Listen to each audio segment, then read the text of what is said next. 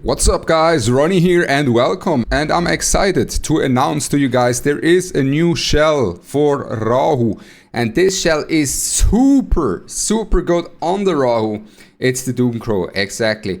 And this combined with the Rahu getting buffs as well, like that double buff, is so strong for him. He is an absolute monster of a unit in a mirror match now after this quote-unquote double buff with the direct buff that he got and the buff that he got by having that Doomcrow now. Now I was initially testing it, which is why I have that everything like that, right? Damage dealt instead of 10% or 12% for green units. I first wanted to test how good it is, and let me tell you, it's insanely busted. Rahu has skyrocketed in terms of value. Now as for the modules, disclaimer, Bramble is better here. Bramble is better, okay, than this. Keep that in mind. But I've used them so far until now on Unbreakable because I didn't want to use an Octanode, like I said, before I'm really certain, before I convince myself that this in the highest ranks is gonna be the build.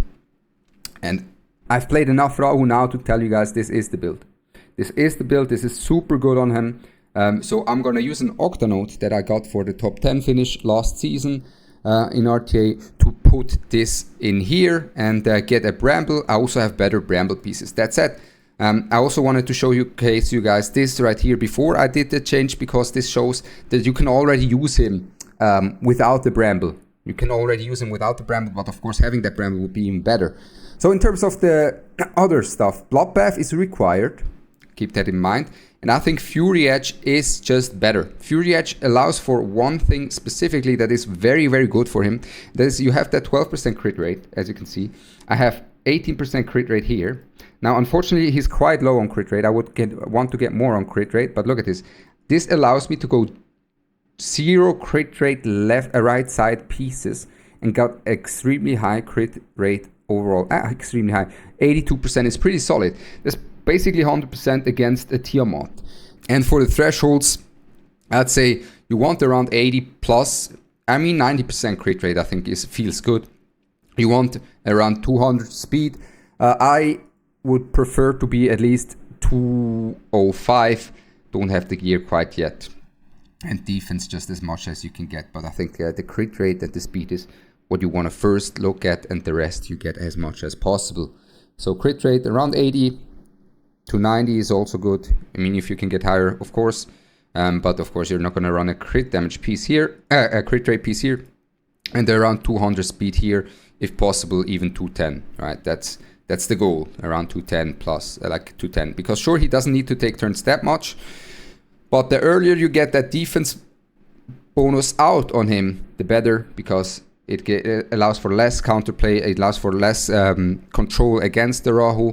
It allows for a lot. It allows for a lot, and it helps him a lot to dish out the damage that he wants. So with that out of the way, we haven't played that much. Don't worry about me being just mythic. We'll climb. Don't worry about it. But with that out of the way, we just recorded the video here, and let me showcase you how much power that Rahu has. And also you can see Xantic as well in there. I do think Xantic has profited a lot from the Rahu buffs as well, because the Xantic and the Rahu together work very well in conjunction. And the Xantic also gives me also a little bit more crit rate in exchange for the modules that I have there, not having 100% crit rate. So we press here. I decided to S1 there. 12k plus 4k there from the Doomcrow, as you were able to see. Solid bonus damage. Then here comes the defense buff, and now we start pumping big time. Now, okay, we're actually still death broken. It was a very good draft, by the way. I go into the decision making and into the drafts, everything in a RTA video. As I think Tantaradam, I haven't played against this person previously, but I really liked what he did there in draft, at the end of the draft. And I explained it in the video. It was very nice, very smart. So we now go for the reset and look at the damage. 13k, boom, 12k. That's double the amount of damage, guys. Double the amount of damage than he would have usually done. That's ridiculous, brother. 13k from the S1, 12k from the Doomcrow into like Deathbreak into Doomcrow proc, 12k from the Doompro. I mean, this just shows it, right? This just shows it. This is exactly why the priority for Rahu has risen a lot, right? This Doomcrow Rahu is insane. And Doomcrow works as well for others like Mizuki Makoto. The problem with Mizuki Makoto is you cannot forcefully activate it on her because you can't really force your opponent to hit her unless they play Tiamat. And if I'm playing against Tiamat, I'd just rather have a Rahu because Rahu is just a better unit by himself. If you get what I mean by that.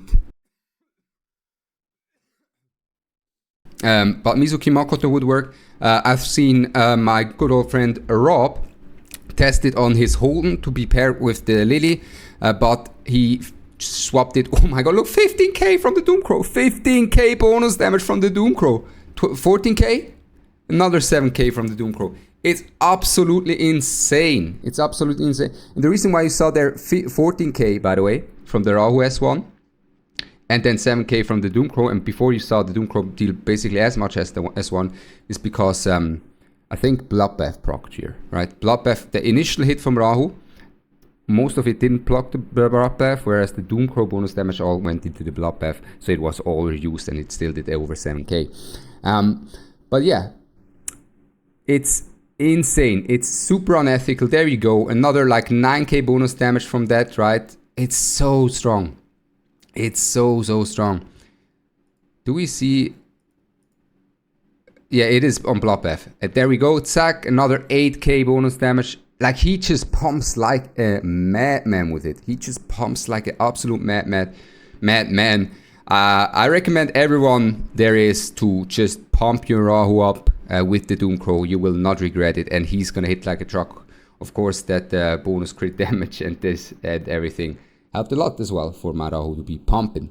But yeah, it's just amazing how strong that Rahu is thanks to that Doomcrow.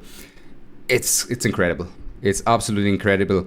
Make sure to build up your Doomcrow for your Rahu. And if you don't want to miss out, and make sure to subscribe. I highly appreciate it. It helps me out tremendously. And if you don't want to miss out on different builds and such, always show some builds and ideas in the Discord. You can join, link in the bio. As you can see, potential best in slot shell was already announced a week ago.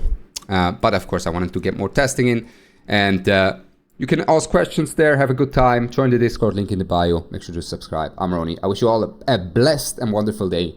And I'm out. See you soon. Peace.